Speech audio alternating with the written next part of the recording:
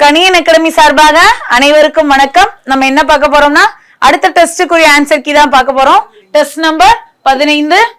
முதல் கேள்வி, குடியரசுத் தலைவர் உலக தமிழ் மாநாட்டினை தொடங்கி வைத்தார் எவ்வகை வாக்கியம் அப்படின்னு கண்டுபிடிக்க சொல்லியிருக்காங்க. ரைட், இது நம்மளுக்கு ஆல்ரெடி கேட்ட கொஸ்டின் தான். குடியரசுத் தலைவர் உலக தமிழ் மாநாட்டினை தொடங்கி வைத்தார் எவ்வகை வாக்கியம். ரைட்டா, இப்ப இதுல என்ன வாக்கியம் நம்ம கண்டுபிடிக்கிறதுக்கு நிறைய கன்ஃபியூஸ் இருக்கும். அதுவும் குறிப்பா செய்வினையா தன்வினையான்னு கண்டுபிடிக்கிறதுக்கு ரொம்ப குழப்பமே இருக்கும். தன்வினை வாக்கியம்னா நம்மளுக்கு தெரியும், எழுவாய் ஒரு வேலையை செய்ய வச்சுச்சு அப்படின்னோம்னா அது தன்வினை.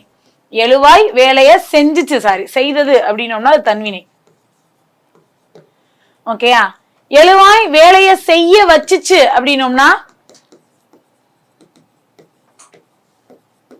அது பிறவினை. ரைட்டா, செய்பவரை முதன்மைப்படுத்துச்சு அப்படின்னோம்னா அது செய்வினை. செய்பவரை முதன்மைப்படுத்துச்சுன்னா அது செய்வினை.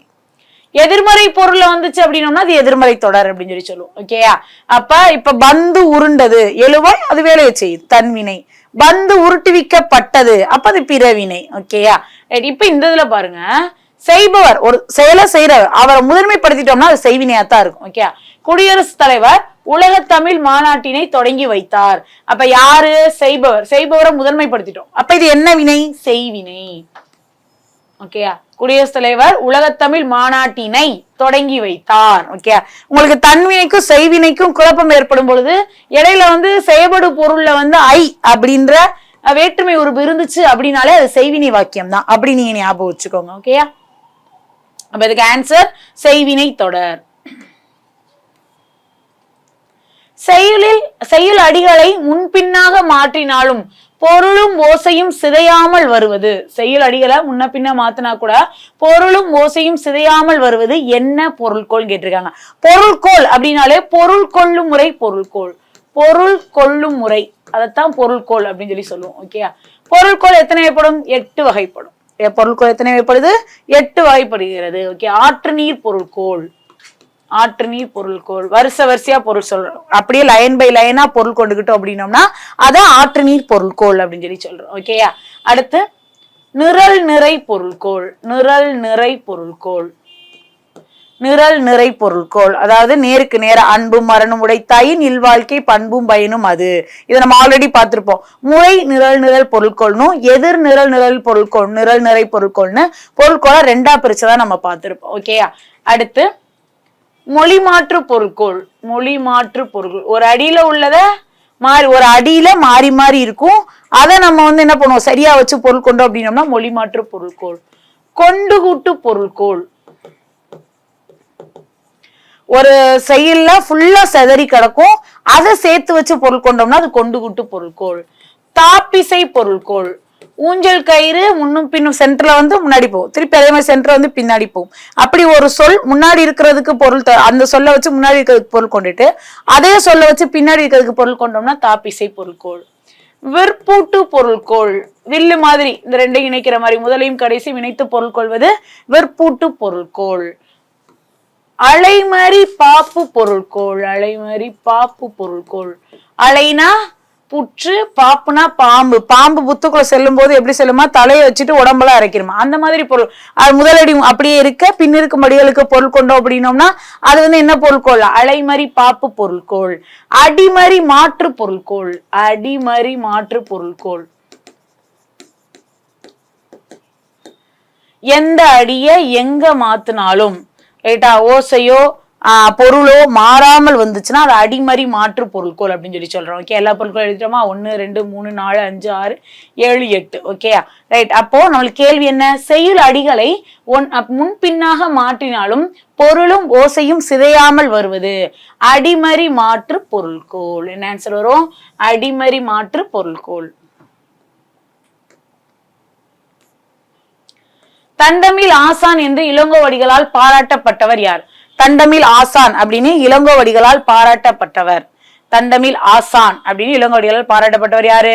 நமக்கு தெரியும், சீத்தலை சாத்தனார். சீத்தலை அப்படின்ற ஊர், திருச்சியில இருக்கக்கூடிய சீத்தலை அப்படின்ற ஊரை சேர்ந்தவர். இவரை மதுரை கூலவணிகன் சீத்தலை சாத்தனார் அப்படின்னு சொல்லுவாங்க. மதுரையில கூலவணிகம், அதாவது தானியங்கள் விற்கக்கூடிய கடை வச்சு நடத்தினதுனால மதுரை கூலவணிகன் சீத்தலை சாத்தனான்னு சொல்லுவாங்க.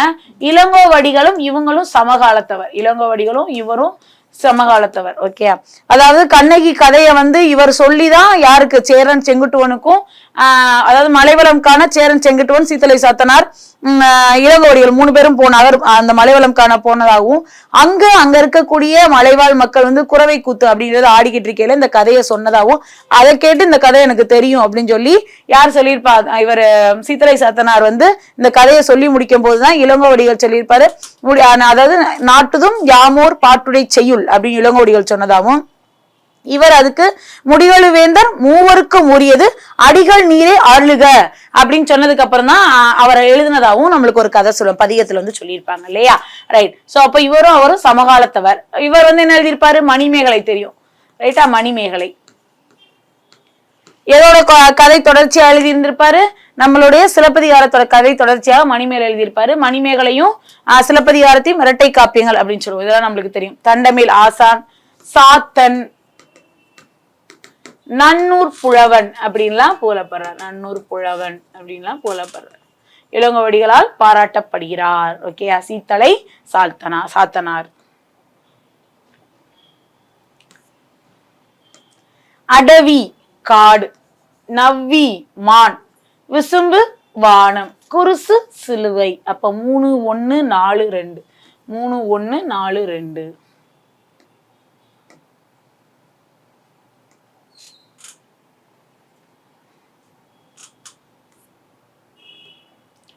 தொண்டுக்கு முந்து தலைமைக்கு பிந்து என்பது உன் நெறியாக இருக்கட்டும். இந்த கடித வரிகள் யாருடையது? ஓகேயா. சோ யாருடையது? தொண்டுக்கு முந்து தலைமைக்கு பிந்து. அடிக்கடி நம்மளுக்கு வந்து கேட்ட டிஎன்பிசி கொஸ்டின். தொண்டுக்கு முந்து தலைமைக்கு பிந்து. மு வரதராஜனார். வளவன் அப்படின்ற இயற்பெயரை கொண்டவர். 1912 பிறந்திருப்பாரு. நம்மளுக்கு பழைய புக்ல தம்பிக்கு அப்படின்னு சொல்லி கடிதம் எழுதியிருப்பாரு. நிறைய அதுல பேசியிருப்பாரு இல்லையா. அதே மாதிரி அது எப்படின்னா, உன்னோட மொழியையும் நாட்டையும் போற்றுறதுக்காண்டி அடுத்து மற்றவர்களுடைய நாட்டையும் மொழியையும் பழிக்காதே, தூற்றாதே, வெறுக்காதே, அயலவரின் தாயை வந்து என்ன செய்யக்கூடாது, வெறுக்கக்கூடாது அப்படிலாம் சொல்லியிருப்பாரு. அதே மாதிரி இவர் நிறைய கதை அது சொல்லி, உன் மானத்தை விட எது முக்கியம், நாட்டின் மானம் தான் பெருசு அப்படின்னு சொல்லியிருப்பாரு. நிறைய விஷயங்கள் வந்து இவர் சொன்னதா சொல்லியிருப்பாங்க இல்லையா. ரைட். அதே மாதிரி எந்த வருஷம் பிறந்திருப்பாரு? 1912 பிறந்ததா சொல்லியிருப்பாங்க. ஓகேயா. மு வரதராஜன். 16 செவ்வியல் தன்மைகளை கொண்டது செம்மொழி, அதுவே நம்மொழி அப்படின்னு சொன்னவர் யார்? ரைட். 16 செவ்வியல் தன்மை, நுண்மை, இன்மை, ஒன்மை, எளிமை, இந்த மாதிரி வந்து 16 செவ்வியல் தன்மைகளை கொண்டது செம்மொழி, அதுவே நம்மொழி அப்படின்னு சொன்னவர் யாரு? தேவநேய பாவனர் சொல்லியிருப்பார். ரைட்டா. தேவநேய பாவனார் தான் சொல்லியிருப்பாரு. ஓகே. இவர் வந்து தமிழ் மொழிக்காண்டி நிறைய இது பண்ணியிருப்பாரு. அதே மாதிரி மொழி ஆராய்ச்சிகள் நிறைய பண்ணியிருப்பாரு. சொல்லாய்வு கட்டுரைகள் எழுதியிருப்பாரு. அகர்முதலி திட்ட இயக்குனராக பணியாற்றி இருந்திருப்பாரு. அதே மாதிரி மன்னிப்பு, இது நம்மளுக்கு டிஎன்பிசில கேட்ட கொஸ்டின் தான். மன்னிப்பு அப்படின்றது எம்மொழி சொல்னு கேட்டிருப்பாங்க. மன்னிப்பு அப்படின்றது உருதுமொழி சொல். அது இவர் பாடத்துல இவர் தான் சொல்லியிருப்பாரு, உருதுமொழி சொல். சோ அப்போ மன்னிப்பு அப்படின்றது உறுதிமொழி சொல், பொறுத்து கொள்க அப்படின்னு தமிழ்ல சொல்லுங்க அப்படின்னு சொல்லியிருப்பாரு. ஓகேயா. சோ மன்னிப்புன்றது என்ன மொழி சொல்? உறுதிமொழி சொல் அப்படின்றத சொல்லியிருப்பாரு. அதே மாதிரி வேற என்ன சொல்ல அவரை பத்தி, இவருக்கு வந்து 174 சிறப்பு பெயர்கள் இருந்ததா சொல்லுவாங்க. எத்தனை சிறப்பு பெயர்கள்? 174 சிறப்பு பெயர்கள் இருந்ததாக சொல்லுவாங்க. மொழி ஞாயிறு, தமிழ் பெருங்காவலர் அப்படிலாம் அவரை சொல்லுவாங்க. ஓகேயா. சோ அப்ப 174 சிறப்பு பெயர்களை கொண்டவர் அப்படின்னு சொல்றாங்க. தமிழை ஆளன வளர்த்து மாண்புறச் செய்தவர் அப்படின்னு தேவநாயக சொல்லுவாங்க. தமிழை ஆளன வளர்த்து மாண்புறச் செய்தவர் அப்படின்னு சொல்லியிருப்பாரு.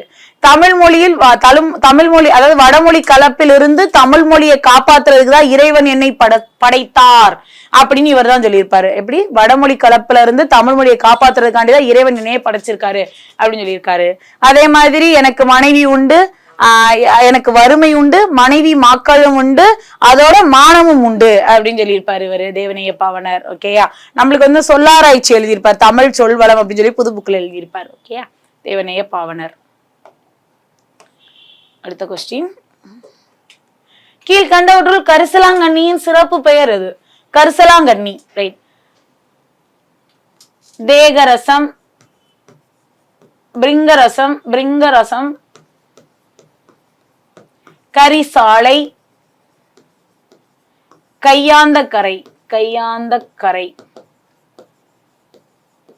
இதெல்லாம் எதுடைய வேறு பெயர்கள்? கரிசலாங்கண்ணியுடைய வேறு பெயர்கள். ரைட். அப்ப பிங்கராசம், பிரிங்கராசம் இது கரிசலாங்கண்ணியுடைய வேறு பெயர். குமரி, குமரின்னு எது அழைக்கப்படுது? கற்றாழை. குமரி கண்ட நோய்க்கு குமரி கொடு அப்படின்னு அழைக்கப்படும். ரைட்டா. ஞானப்பச்சிலை, ஞானப்பச்சிலை அப்படின்றது என்னது? தூதுவளை. யார் சொல்லியிருப்பா? வள்ளலார் சொல்லியிருப்பார். ஞானப்பச்சலை தூதுவளை ஞானப்பச்சலைன்னு சொன்னவர் யாரு? வள்ளலார் சொல்லியிருப்பாய். கீழ்வாய் நெல்லி, கீழா நெல்லி இதெல்லாம் நம்மளுக்கு தெரியும். மஞ்ச காமாலைக்கு உகந்த இதா சொல்லுவாங்க. ரைட்டா. அதாவது கீழவாய் நெல்லிய கீழ்வாய் நெல்லிய எருமை தயிருடன் அடிச்சு வெறு வயிற்றுல குடிச்சிட்டு வந்தா மஞ்சக்காமால குறையும் அப்படின்லாம் சொல்லுவாங்க. ஓகே. ரைட்.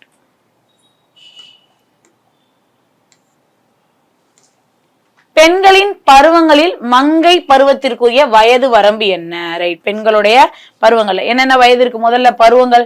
பேதை. எத்தனை பருவங்கள்? 7 பருவங்கள். பேதை, பெதும்பை, மங்கை, மடந்தை, அறிவை, தெரிவை, பேரிளம் பெண். பேரிளம் பெண். பேதை 5 to 7, பெதும்பை 8 இருந்து 11, மங்கை 12, 13 டீனேஜ் 12, 13. ரைட். மடந்தை, மங்கை, மடந்தை, மடந்தை 14 to 19, அறிவை 20 to 25, தெரிவை 26 இருந்து 32, பேரிளம்பெண் 33 இருந்து 40. பேரிளம்பெண், பேரிளம் பெண். பேதை 5 இருந்து 7 வயசு வரைக்கும் பேதை. பெதும்பை அப்படின்னோம்னா 8 இருந்து 11, 8 to 11. ஓகேயா. இதுக்கு 2 கேப் வருதா? இதுக்கு 3 கேப், இதுக்கு 1 தான் வருது பாருங்க. 1 கூட இல்ல. ரைட்டா. ஓகே. 8 to 11. ஓகேயா. 9, 10, 11. ஓகேயா. ரைட். அதே மாதிரி மங்கை மடன் டீனேஜ் பாருங்க. 12 இருந்து 19 வயசு டீனேஜ் சொல்லுவோமா? ரைட். அத 12 to 13 மங்கையும் 14 to 19 மடந்தையாவும் எடுத்துக்கிறாங்க. அறிவை 20 இருந்து 25, அறிவை தெரிஞ்சுக்கக்கூடிய வயசு. தெரிவை 26 to 32, பேரிளம்பெண் 33 இருந்து 40. பேதை, பெதும்பை, மங்கை, மடந்தை, அறிவை, தெரிவை, பேரிளம்பெண். ஞாபகம் வச்சுக்கிறதுக்கு பேதை, பெதும்பை 2 ஞாபகம் வச்சுக்கோங்க. பேதை, பெதும்பை, மங்கை, மடந்தை, அறிவை, தெரிவை, பேரிளம்பெண். ஓகேயா. பேதை 5 வயசுல ஸ்டார்ட் ஆகும். 5 to 7 பேதை. 8 இருந்து 11 பெதும்பை, மங்கை 12, 13 மங்கை, மடந்தை 14 இருந்து 19, அறிவை 20 இருந்து 25, தெரிவை 26 இருந்து 32, பேரிளம்பெண் 33 இருந்து 40. ஓகே. நம்மளுக்கு இங்க என்ன கேட்டிருக்காங்க? பெண்களின் பருவங்களுள் மங்கையர் பருவத்திற்குரிய வயது வரம்பு. மங்கை என்னது? 12 to 13. 14 to 19 என்ன வயசு நம்மளுக்கு பார்த்தோம்? மடந்தைக்குரியது. மடந்தை, மடந்தை. 20, 25 அறிவை. 13, 14 ஒரு வருஷம் கிடையாது இல்லையா? ரைட். அறிவை. நம்மளுக்கு ஒரு ஆன்சர் 12 to 13 பி. கீழ்கண்டவற்றுள் பாஞ்சாலி சபதத்திற்குரிய உட்பிரிவுகளை தேர்க. ரைட். பாஞ்சாலி சபதம். பாஞ்சாலி சபதம் யார் பாடியிருப்பாங்க? பாரதியாரால பாடப்பட்டிருக்கும். பாரதி பாடியிருப்பாரு. மகாபாரதத்துல ஒரு கிளை பிரிவாதான் இதுல இருக்கும். அததான் எடுத்து பாடிப்பாங்க. பாஞ்சாலி சூளுரைப்பதை இவர் பாடியிருப்பாரு. ரைட். அதே மாதிரி எத்தனை காண்டங்களை கொண்டதுன்னா 5 காண்டங்கள் 412 பாடல்களை கொண்டது. ரைட். 5 சருக்கங்கள். இதுல காண்டம் சொல்ல மாட்டோம், சருக்கம் சொல்லுவோம். 5 சருக்கங்கள் 412 பாடல்களை கொண்டது. 5 சருக்கம் 412 பாடல்களை கொண்டது. ஓகே. இதுல என்னென்ன சருக்கம் இருக்கும் அப்படின்னு பாத்தீங்க அப்படின்னோம்னா, முதல் சருக்கம் அழைப்பு சருக்கம். அழைப்பு சருக்கம். 2வது சூதாட்ட சருக்கம். சூதாட்ட சருக்கம். அடிமை சருக்கம். துகிலுரித்தல். துகிலுரித்தல் சருக்கம். சபத சருக்கம். 5. அழைப்பு, சூதாட்டம், அழைக்கிறாங்க சூதாட, சூதாடி அடிமைப்படுத்திடுறாங்க, அடுத்து துயில் உரிக்கிறாங்க. நம்மளுக்கு பாஞ்சாலி கதை தெரியும் இல்லையா? துயில் உரிக்கிறாங்க. அதுக்கப்புறம் பாஞ்சாலி என்ன பண்றாங்க? சபதம் போடுறாங்க. அழைப்பு, சூதாட்டம், அடிமை, துகிலுரித்தல், சபத சருக்கம் அப்படின்னு 5 சருக்கங்கள் 412 பாடல்களை கொண்டது. பாஞ்சாலி சபதம் பாரதி. ஓகேயா. திவ்ய கவி என்று அழைக்கப்படுபவர் யார்? திவ்ய கவி அப்படின்னு அழைக்கப்படுறவங்க யார்? இதுல பிள்ளை பெருமாள் ஐயங்கார், இவர் தான் வந்து திவ்ய கவி அப்படின்னு அழைக்கப்படுறாரு. பிள்ளை பெருமாள் ஐயங்கார் திவ்ய கவி அப்படின்னு சொல்லி அழைக்கப்படுறாரு. அஷ்டப்பிரபந்தம் அப்படின்ற தொகுதி எழுதியிருப்பார். நம்மளுக்கு தெரியும் அஷ்டப்பிரபந்தம் யார் எழுதினதுன்னா பிள்ளை பெருமாள் ஐயங்கார் தான் எழுதியிருப்பார். திவ்ய கவி பிள்ளை பெருமாள் ஐயங்கார். ஓகேயா? சோ இன்னைக்குரிய 10 கொஸ்டின் நம்ம பார்த்துட்டோம். நாளைக்குரிய கொஸ்டினை நாளைக்கு பார்க்கலாம். நன்றி. கணியன் அகாடமி சார்பாக அனைவருக்கும் வணக்கங்கள். இலவச கணித தேர்வுக்கான விளக்கங்கள் பார்த்துக்கிட்டு இருக்கோம். அந்த வகையில் இன்னைக்கு தேர்வின் தலைப்பு என்ன அப்படின்னு பார்த்தோம்னா கூட்டுத்தொடர். இதுக்கு முன்னாடி பார்த்தோம்னா கூட்டுத்தொடர்ல ஆல்ரெடி ஒரு தேர்வு நடந்து முடிஞ்சிருச்சு. இது போக கணிதத்துல உள்ள பல்வேறு டாபிக்ஸ்க்கான இலவச தேர்வுகள் நம்ம வந்து நடத்தி முடிச்சிட்டோம். அந்த தேர்வுகளோட விளக்கங்கள் நீங்க பார்த்துருப்பீங்க. பார்க்கலன்ற பட்சத்துல நம்மளுடைய கணியன் அகாடமி யூடியூப் சேனல் போங்க, பிளேலிஸ்ட் செக் பண்ணி பாருங்க. அது இலவச கணித தேர்வுன்ற விளக்கம் இருக்கும். ஓகேங்களா? அதை பார்த்து நன்முறையில் பயனடைங்க. ஓகேங்களா? சரி, இன்னைக்கு தேர்வுடைய முதல் கேள்விக்கு போயிடலாம். முதல் கேள்வி என்ன சொல்றாங்க அப்படின்னா 3, 6, 9, 12 அப்படியே தொடர்ச்சியாக போகுது. எதுல போய் முடியுதுன்னா 111ல போய் முடியுது. ஓகேங்களா? என்ற கூட்டுத்தொடர் வரிசையில் உள்ள உறுப்புகளின் எண்ணிக்கை, அதாவது மொத்த உறுப்புகளோட எண்ணிக்கை கேட்கறாங்க. ஓகேங்களா? ஒரு கூட்டுத்தொடர் வரிசை கொடுத்துட்டாங்க. இதுல மொத்த உறுப்புகளோட எண்ணிக்கை கேட்கறாங்க. மொத்த உறுப்புகளின் எண்ணிக்கை கண்டுபிடிக்க ஃபார்முலா என்னன்னா n = L - A / D + 1. ஓகேங்களா? இதுல n அப்படின்றது மொத்த உறுப்புகளின் எண்ணிக்கையை குறிப்பிடுது. L அப்படின்றது கடைசி உறுப்பு, அதாவது லாஸ்ட் டேர்ம்னு சொல்லுவோம். ஏன்றது முதல் உறுப்பு, அதாவது ஃபர்ஸ்ட் டேர்ம். ஓகேங்களா? டின்றது என்னன்னா பொது வித்தியாசம், அதாவது இரண்டாவது உறுப்புல இருந்து முதல் உறுப்பு கழிப்போம். ஓகேங்களா? சோ இதெல்லாம் வந்து பார்த்தோம்னா நான் போன தேர்வுலேயே சொல்லிட்டேன். ஓகேங்களா? சோ எப்படி கூட்டுத்தொடர்னா கண்டுபிடிக்கணும், கூட்டுத்தொடர்னா அதோடைய அமைப்பு எப்படி இருக்கும் அதெல்லாம் சொல்லிட்டேன். ஓகேங்களா? சோ இந்த கிளாஸ்ல வேகமா போயிடுவேன். ஓகேங்களா? சரி, இப்போ பொது வித்தியாசம் டின்றது என்னன்னா பொது வித்தியாசம் சொல்லுவாங்க. டி எப்படி கண்டுபிடிக்கணும் அப்படின்னா முதல் உறுப்புல இருந்து, ஓகேங்களா, சாரி, இரண்டாவது உறுப்புல இருந்து இரண்டாவது உறுப்பு மைனஸ் முதல் உறுப்பு. ஓகேங்களா? அதாவது ரெண்டாவது உறுப்பு வந்து முதல் உறுப்பு கழிங்க. ரெண்டாவது உறுப்பு இங்க என்னது 6, முதல் உறுப்பு என்னது 3, கழிச்சா என்னன்னு வரும் 3. ஓகேங்களா? அப்போ பொது வித்தியாசம் அப்படின்றது என்ன வருது 3ன்னு வருது. ஓகேங்களா? பொது வித்தியாசம் எப்படி கண்டுபிடிக்கணும்னா ரெண்டாவது உறுப்பு மைனஸ் முதல் உறுப்பு, ரெண்டாவது உறுப்பு வந்து முதல் உறுப்பு கழிக்கணும், கழிச்சு வரக்கூடிய மதிப்பு தான் வந்துட்டு பொது வித்தியாசம்னு சொல்லுவோம். ஓகேங்களா? சரி, இப்போ எல்லுக்கு பதில் என்னன்னு போடுவோம். எல்லுன்றது கடைசி உறுப்பு 111 மைனஸ் ஏன்றது முதல் உறுப்பு 3 பை டி அப்படின்றது என்னது 3 + 1. சரிங்களா? இப்ப கழிச்சிங்கன்னா என்ன வரும்? சோ இது ரெண்டே கழிச்சிங்க அப்படின்னா என்னன்னு வரும்? சோ 111ல 3 போச்சுன்னா என்னன்னு வரும்? 108ன்னு வரும் பை 3 + 1. இப்ப அடிச்சு கொடுங்க. 1 3 3, 10 எத்தனை முறை 3ஆல் வகுப்படும்? 3 முறை, மீத 1 இருக்கும். சோ 6 3 18ன்னு வரும். ஓகேங்களா? 1 3 3, 10ல எத்தனை 3 இருக்கும்? 3 3 இருக்கும், மிச்சம் 1 இருக்கும், 8க்கு முன்னாடி போட்டுக்கோங்க. 18 ஆயிரும். 18 எத்தனை முறை 3ஆல் வகுப்படும்? 6 முறை. ஓகேங்களா? சோ அப்போ 36 + 1 இருக்கும். இது ரெண்டே கூட்டுங்க. 36 + 1 என்னன்னு வரும்? 37ன்னு வரும். அப்போ இந்த கூட்டுத்தொடர் வரிசையில உள்ள மொத்த உறுப்புகளின் எண்ணிக்கை என்ன அப்படின்னா 37. அதாவது மொத்தமா 37 உறுப்புகள் இருக்கு அப்படின்றத இதுக்கான அர்த்தம். ஓகேங்களா? சோ மொத்தமா வந்துட்டு 37 உறுப்புகள் இருக்கு. ஓகேங்களா? சரி, அடுத்த கேள்விக்கு போயிடலாம். அடுத்த கேள்வி என்ன சொல்றாங்க அப்படின்னா √2, 3√2, 5√2 என்ற கூட்டுத்தொடர் வரிசையில், ஓகேங்களா, தொடர்ச்சியாக செல்கிறது என்ற கூட்டுத்தொடர் வரிசையில் 12வது உறுப்பை காண்க. என்ன சார் ரூட்ல தான் இருக்கு, சம் கஷ்டம் அப்படின்னு நினைச்சிட கூடாது. ரூட்ல இருந்தாலும் கூட சம் ஈஸி தான். ஓகேங்களா? அதாவது √2, √3, 5√3, ஓகேங்களா, √2, 3√2, 5√2 அப்படி தொடர்ச்சியா ஒரு கூட்டுத்தொடர் வரிசை போகுது. இந்த கூட்டுத்தொடர் வரிசையில 12வது உறுப்பு கேட்கறாங்க, அதாவது T12. சோ டி 12வது உறுப்பு கேட்கறாங்க, டேர்ம் 12ன்னு சொல்லுவோம். ஓகேங்களா? சோ 12வது உறுப்பு கண்டுபிடிக்கணும் அப்படின்னா, ஓகேங்களா, ஒரு கூட்டுத்தொடர்ல 12வது உறுப்பு, 15வது உறுப்பு, 20வது உறுப்பு இந்த மாதிரி உறுப்பு கண்டுபிடிக்கணும் அப்படின்னா, ஓகேங்களா, சோ உறுப்பு கண்டுபிடிக்க என்ன ஃபார்முலா அப்படின்னா a + n - 1 × d. ஓகேங்களா? a + n - 1 × d. இதுல ஏன்றது முதல் உறுப்பு என்னன்னு இருக்கு? √2. ஓகேங்களா? சரி, அடுத்து பிளஸ் என்னன்றது மொத்த உறுப்புகள். மொத்தம் எத்தனை உறுப்பு இருக்குன்னு சொல்றாங்க? 12 உறுப்பு இருக்குன்றாங்க. 12வது உறுப்பு கண்டுபிடிக்க போறோம். இப்போ n க்கு பதிலா 12 - 1. dன்றது என்னன்னா பொது வித்தியாசம். சோ டி எப்படி கண்டுபிடிப்போம்? இரண்டாவது உறுப்புல இருந்து முதல் உறுப்பை கழிப்போம். ஓகேங்களா? ரெண்டாவது உறுப்பு என்னதுங்க? 3√2. ஓகேங்களா? சரி, ரெண்டாவது உறுப்பு என்னது? 3√2. முதல் உறுப்பு என்னது? √2. கழிச்சிங்கன்னா என்னன்னு வரும்? 2√2ன்னு வரும். புரியுதுங்களா? ரெண்டாவது உறுப்பு என்னது? 3√2. ஓகேங்களா? எழுதிட்டேன். முதல் உறுப்பு என்னது? √2. கழிச்சா என்ன வரும்? 3√2ல ஒரு √2 போயிடுச்சுன்னா என்ன வரும்? 3√2ல ஒரு √2 போயிடுச்சுன்னா 2√2 இருக்கும். அப்போ டியோட மதிப்பு என்னது? 2√2. அவ்வளவுதாங்க. இப்ப என்ன பண்ணலாம்? இந்த √2 அப்படியே வச்சுக்கோங்க. பிளஸ் 12 - 1 என்னன்னு வரும்? 11 வரும். 11 2√2.